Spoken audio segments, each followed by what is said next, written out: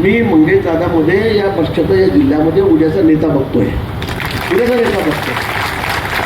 आम्ही अजून किती दिवस आहोत? 60 टर्म झाल्या, अजून एक करू शकतो एखादी टर्म.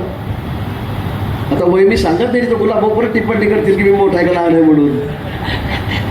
पण कुठेतरी आपण थांबलं पाहिजे, आपल्यालाही वाटलं पाहिजे.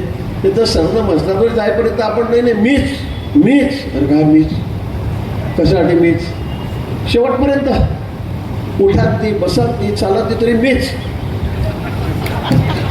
अरे बंद करा हे नाही चालणार असं.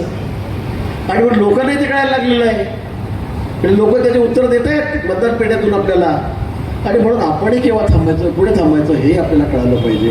पण हे होत असताना, थांबत असताना उद्याचं पक्षाचं भविष्य काय, ज्या पक्षाने आम्हाला एवढं मोठं केलं, आम्ही काहीच नसताना आम्हाला या ठिकाणी एवढी पदं दिली, 3 टर्म झाले, आपण आमदार त्या ठिकाणी मंत्री आहोत, 35 वर्षे आमदार आहोत.